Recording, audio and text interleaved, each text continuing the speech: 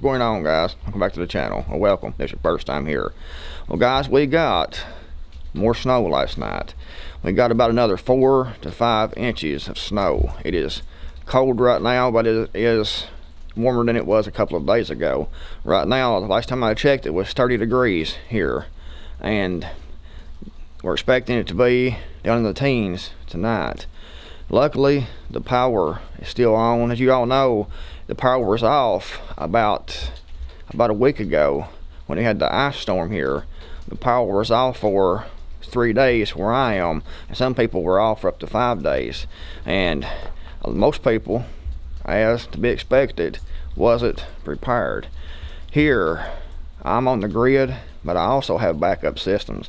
You know, I have natural gas heat, I have a wood stove, I also have a generator, I have some solar. So when everyone else is out of power and no heat and freezing, I was here warm, and I had lights. I actually had my TV playing. I was watching DVDs. The only thing I didn't have was the internet on my main computer. I still had internet on my phone, but I don't upload videos off my phone or film videos on my phone. I use this Panasonic camcorder to film videos because it's easier for me to do. I know a lot of YouTubers use their phone to film videos, but I tried that and I don't like it, so I'd rather use this camcorder. Anyway, I was prepared, so I suffered. Really didn't suffer any, besides, like I said, I'm going to get on the internet and upload videos.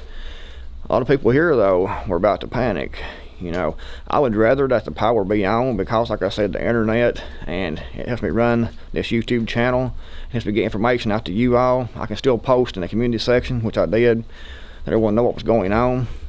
But right now, guys, we have it easy in Tennessee right now. I mean, there's still some people without power, but overall it's not been too bad. You look at what's going on right now in Texas. Texas is in an SXTF event. The latest from NBC News is Texas water shortage adds to power crisis as new winter storm moves in. Scores of Texans were under notices to boil tap water before drinking it after days of record low temperatures that damaged infrastructure and froze water pipes. As large parts of Texas woke up to another day of a power crisis amid still frigid winter weather, issues with water systems added to the misery for much of the state's population. Scores of Texans were under notices to boil tap water before drinking it after days of record low temperatures that damaged infrastructure and froze water pipes. It's going to be hard to boil water to drink when you have no electricity, unless you have backup systems.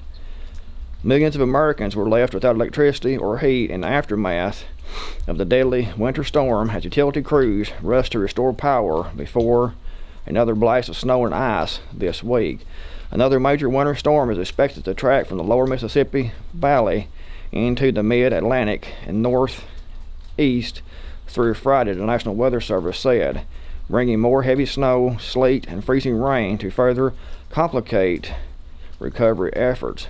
Travel remains paralyzed across much of the United States, with roadways treacherous and thousands of flights canceled. Many school systems are also delayed or canceled face-to-face classes.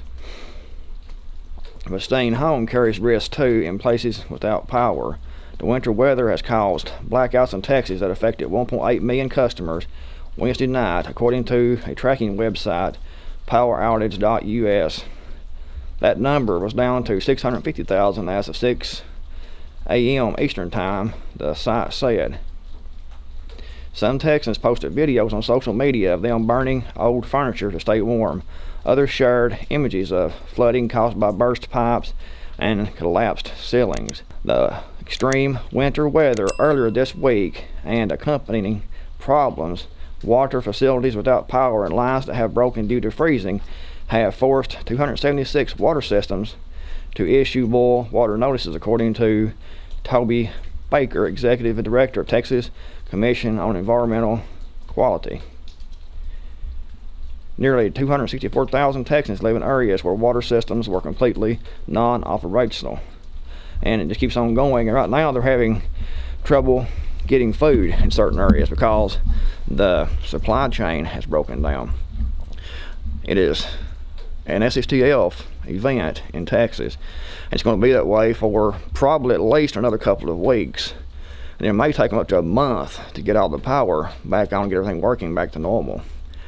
And the big question is, the people seeing this, the people who have been affected by this in Texas and in other states, how many of those people who have been affected and have suffered from all of this, from the power outages, from the freezing, from the lack of water, from the lack of food supplies, how many people who have suffered will be any more prepared at this time next year? How many will take this as a warning and heed that warning to get prepared, to be better prepared? Unfortunately, my guess is that very few will be any more prepared this time next year than they were this year.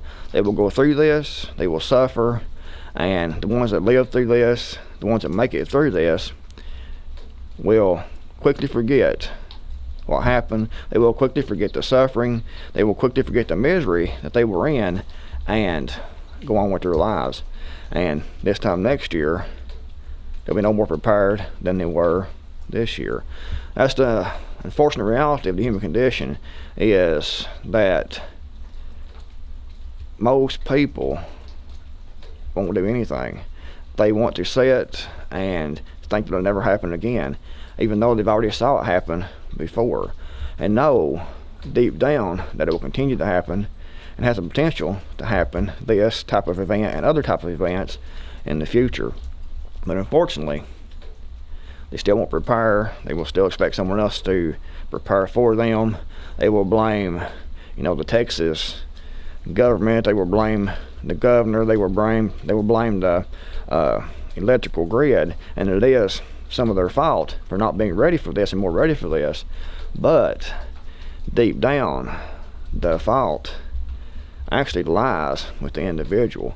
People need to take their own safety and their own preparedness in their own hands, because you cannot rely on the government, you cannot rely on anyone else to take care of you and to keep everything going as normal all the time. People need to get ready, people need to prepare, and unfortunately, there'll be a few people will take this winter weather, these power outages, these water shortages, these food shortages, these supply shortages that's going on right now. They will take these and they will realize they need to prepare. A few. However, the vast majority will do nothing and be in the same shape when something like this happens again. But anyway, guys, if you enjoyed the video, give it a thumbs up. What you think in the comments below. If you haven't subscribed, be sure to subscribe. Turn notifications on, be notified time that I upload a new video.